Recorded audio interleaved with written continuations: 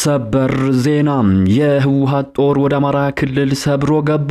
በአፋር ግንባር ከባድ ጦርነት ታወጀ። መቀለ ውጥረቱ አይሏል።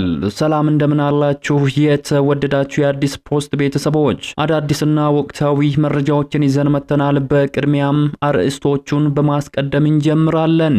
የህወሓት ኃይል ወደ አማራና አፋር ክልል ሰብሮ እየገባ መሆኑ ተገለጸ።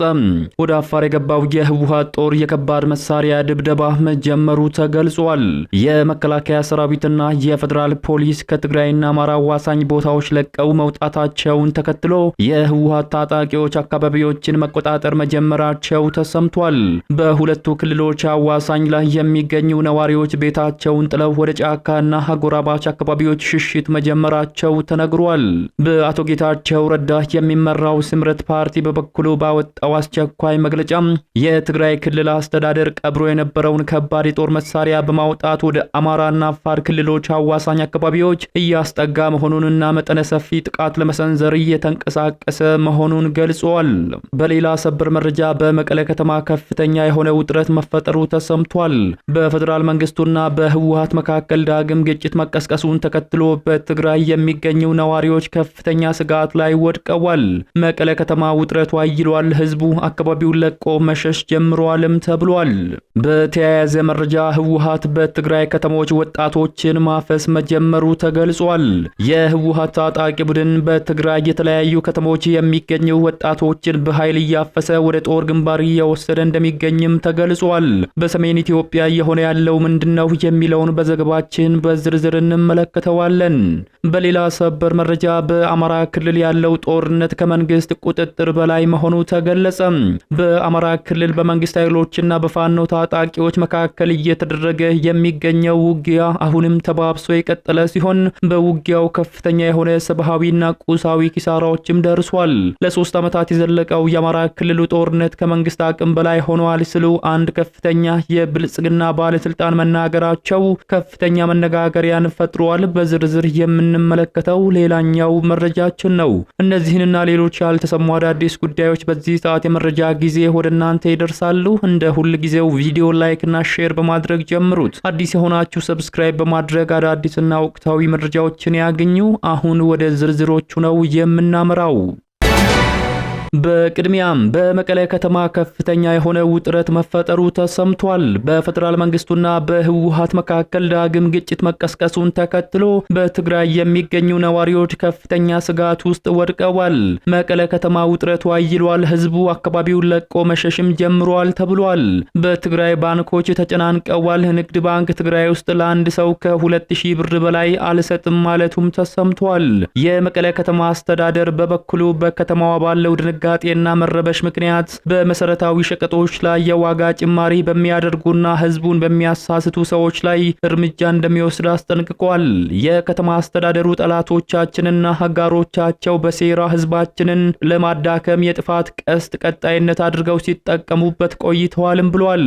ይህ በዋናነት ሊፈታ የሚችለው ፍትሃዊና ሰብአዊ መብቶችን የሚያረጋግጥ ስርዓት ሲኖርና ለህዝባችን ንብረትና ሀብት ውድመት ተገቢ ፍትህ ሲያገኝ እንዲሁም ፍትሃዊ ስርዓት ሲፈጠር ነው ማለቱን በትግረኛ ከሰጠው መግለጫ ላይ መመልከትም ተችሏል።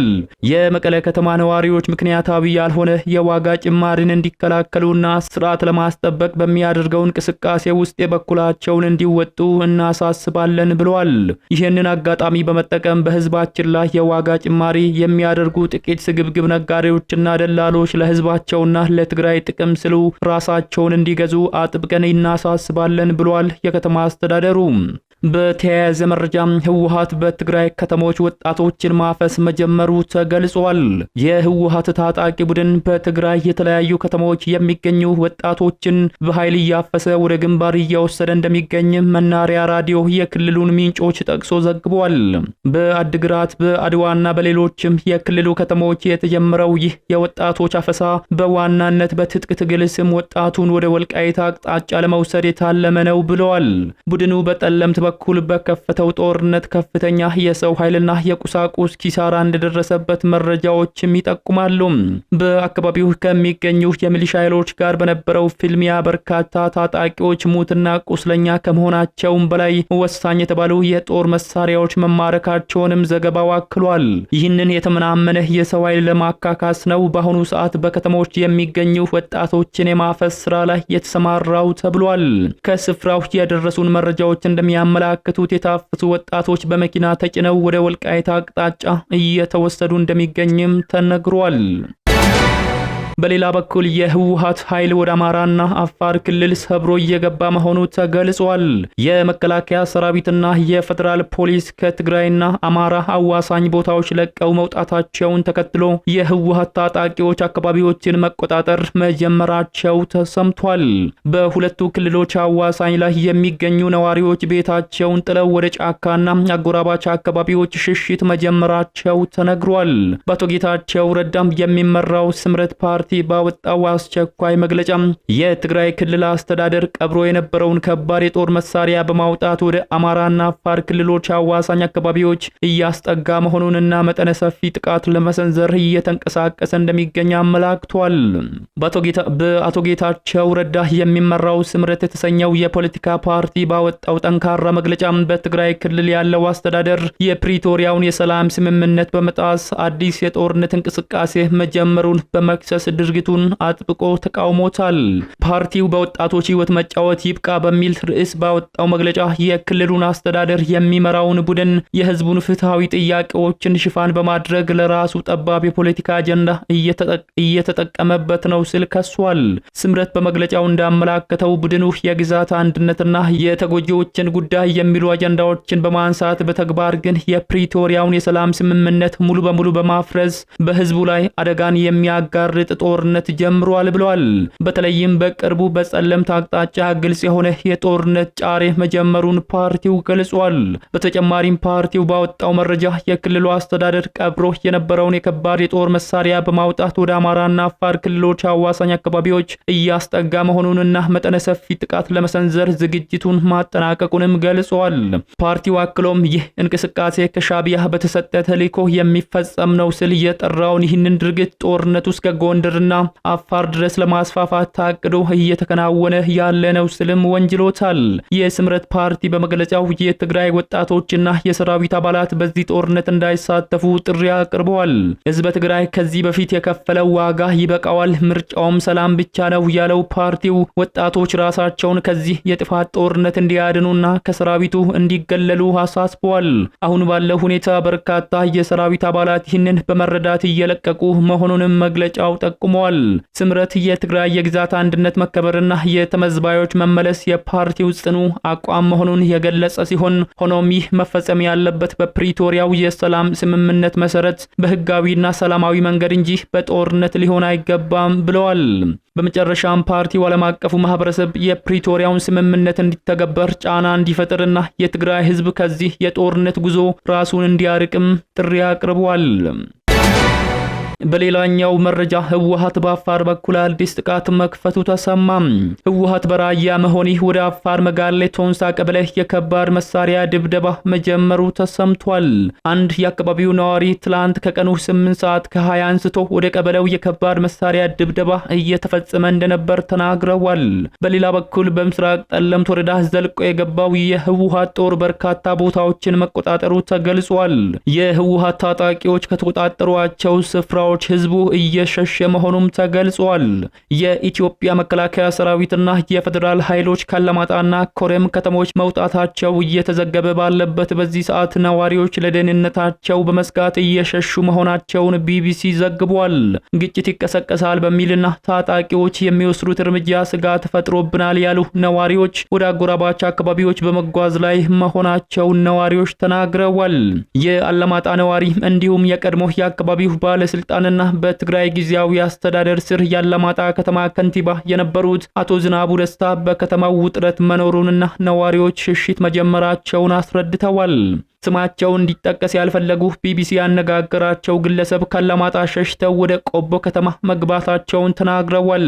አብዛኛው ወጣት እየሸሸ ያለው ታፍነው ወደ ጦር ሜዳ እንዳይሰለፉ ለማምለጥ ነው፣ ሁሉም መሸሽ ነው የሚፈልገው ሲሉ አክለዋል። ኮማንድ ፖስቱ ማለትም የመከላከያ ኃይልና የፌደራል ኃይሎች ራሳቸውን ብቻ መታደግ ጀምረዋል ያሉት ነዋሪው እነሱ ካምፓቸውን ለቀው ሲወጡ ህዝቡ በእግሩ መውጣትም ጀምረዋል ብለዋል። ሐሙስ ጠዋት በአንድ መኪና የወጡ ሰዎች እንደነበሩ ጠቅሰው አሁን መኪናም ታግዷል፣ አያስወጡም፣ ንብረትም ይዞ መውጣት አይቻልም ብለዋል። የከተማው ነዋሪዎች ከረቡዕ ጥር 20 ቀን 2018 ዓመተ ምህረት ምሽት ጀምሮ በእግራቸው እንደወጡም ገልጸዋል። በእግር ጫካ ለጫካ ነው የወጡት፣ አሁን ደግሞ የጫካውን መንገድ ሰምተው ዘግተውታል ሲሉ ነዋሪዎች አክለዋል። መከላከያ ሰራዊትና የፌደራል ኃይሎች ከካምፖቻቸው ወጥተው ወደ ጥሙጋ ፈግፍገዋል ሲሉም ደንግጠናል በማለትም በህዝቡ ዘንድ የተፈጠረውን ክስተት አብራርተዋል። ባላማጣ ከተማ የተለያዩ አስተዳደር ቢሮዎች ሰራተኞችን ወደ አንድ ቦታ መሰብሰብ መጀመራቸው ከተሰማ በኋላ ወደ ማታ አካባቢ የትግራይ አመራሮች ተቋሞችን መያዝ ጀመሩ ሲሉ ገልጸዋል። መከላከያ ሰራዊትና የፌደራል ኃይሎች ረቡዕ ሌሊት ከ8 ሰዓት እስከ 10 ሰዓት ባለው ጊዜ መውጣት መጀመራቸውን ተናግረዋል። ሲቪሎች ተደናግጠዋል። ሌሊት 5 ሰዓት 6 ሰዓትም መውጣት ጀምረዋል ሲሉ ለቢቢሲ ተናግረዋል። ነዋሪው አክሎ ምንም ተኩስ አልነበረም፣ የሆነ ቢሮ ሲቆጣጠሩ ባንዲራ ይሰቅላሉ፣ ወደ ላይ ይተኩሳሉ፣ የተኩስ ልውውጥ አልተካሄደም። አርሚ 24 እና አርሚ 33 የሚባሉት በከፍተኛ ቁጥር እየገቡ ነው ሲሉም በአካባቢው ያለውን ሁኔታ አስረድተዋል። ወደ ሌላኛው ሰበር መረጃችን ስናመራ በአማራ ክልል ያለው ጦርነት ከመንግስት ቁጥጥር በላይ መሆኑ ተገለጸ። በአማራ ክልል በመንግስት ኃይሎችና በፋኖ ታጣቂዎች መካከል እየተደረገ የሚገኘው ውጊያ አሁንም ተባብሶ የቀጠለ ሲሆን በውጊያው ከፍተኛ የሆነ ሰብአዊና ቁሳዊ ኪሳራዎችም ደርሷል። ለ3 ዓመታት የዘለቀው የአማራ ክልሉ ጦርነት ከመንግስት አቅም በላይ ሆኗል ሲሉ አንድ ከፍተኛ የብልጽግና ባለስልጣን መናገራቸው ከፍተኛ መነጋገሪያን ፈጥሯል። በአማራ ክልል ለዓመታት የዘለቀው ጦርነትና አለመረጋጋት ከመንግስት የቁጥጥር አቅም በላይ መሆኑን የሚያመላክት እንዲሁም መንግስት ለችግሩ ብቸኛ መፍትሄ ሰጪ አለመሆኑን የሚያምን ንግግር በክልሉ ከፍተኛ ባለስልጣን ተሰምቷል። የአማራ ክልል ምክር ቤት አፈ ጉባኤ ወይዘሮ ፋንቱ ተስፋዬ በባህር ዳር ከተማ በተካሄደው የሲቪል ማህበረሰብ መድረክ ላይ የሰላም ጉዳይ ለመንግስት ብቻ የሚተው አይደለም ሲሉ መናገራቸው መንግስት ላለፉት ዓመታት ሲከተለው የነበረውን የኃይል እርምጃ የሚፈልገውን ውጤት እንዳላመጣ አመላክቷል። የአፈ ጉባኤዋ ንግግር የአቅም ውስንነት ወይ ስልታዊ ለውጥ ነው የሚል ጥያቄን አስነስቷል። መንግስት ቀደም ሲል የታጠቁ ኃይሎችን ሽፍታና ጽንፈኛ እያለ በኃይል ለመደምሰስ ሲንቀሳቀስ ነበር የሚታወስ ሲሆን ነገር ግን አፈ ጉባኤዋ አሁን ፊታቸውን ወደ ሲቪል ማህበረሰቡ በማዞር ሰላም የህዝብ ጥያቄ ነው አግዙን ማለታቸው ቀውሱ እጅግ ከመክፋቱ የተነሳ መንግስት ብቻውን ሊወጣ ወደማይችልበት ደረጃ መድረሱን ያሳያል ሲሉ ተንታኞችም ይገልጻሉ። ይህም የክልሉ አመራር እስከ ዛሬ ድረስ ሲናገረውም የቆየውን ክልሉ ተረጋግቷል የሚለውን የኖርማሊቲ ትረካም በአደባባይ ያጋለጠ ሆኖ ተመዝግቧል። ባለስልጣኑ በንግግራቸው የሰላም አለመኖር በእያንዳንዱ ማህበረሰብ የዕለት ከዕለት እንቅስቃሴ ላይ ከፍተኛ ጫናን እያሳደረ ነው፣ ይህም በተግባር የታየ ነው ሲሉም አምነዋል። ይህ ንግግር የመንግስት ሚዲያዎች ብዙ ጊዜ ሰላም ነው እንቅስቃሴ አለ እያሉ ከሚሰሩት ዘገባ ጋር የሚቃረን ሆኖ መመልከትም ተችሏል። የክልሉ ህዝብ በኢኮኖሚ መቀዛቀዝ በትራንስፖርት እጦትና በስጋት ውስጥ መሆኑን የክልሉ ሰው ራሳቸው መስክረዋል። ወይዘሮ ፋንቱ በጫካ ያሉት ኃይሎች ሰላምን እንዲመርጡ ሁሉም ሚናውን ይወጣ ሲሉ ያቀረቡት ጥሪ ለታጣቂዎች እውቅና ከመስጠት ጋር የሚነጻጸር ነው። መንግስት ታጣቂዎቹን በወታደራዊ ኃይል ማንበርከክ ሲሳነው የሲቪል ማህበረሰቡንና የሀገር ሽማግሌዎችን እንደ መውጫ መንገድ ለመጠቀም እየሞከረ ነው የሚል ጥያቄም ተነስቷል። ጥያቄው ግን ላለፉት ዓመታት በፖለቲካ ተጽዕኖ ስር የቆዩትና አቅማቸው የተዳከመው የሲቪል ማህበረሰብ ድርጅቶች አሁን በመንግስትና በታጣቂዎች መካከል ገለልተኛ ሆነው ለማደራደር የሚያስችል ሞራላዊ ብቃትና ተቀባይነት አላቸው ወይ የሚለው ጉዳይ ጥያቄን ፈጥሯል። የተወደዳችሁ የአዲስ ፖስት ቤተሰቦች ለሰዓቱ ያዝንላችሁ መረጃዎች የተከታተላችሁትን ይመስሉ ነበር። ከሰዓታት በኋላም በሌሎች አዳዲስ መረጃዎች ዳግም እስከምንገናኝ በያላችሁበት መልካሙን ሁሉ ተመኘን።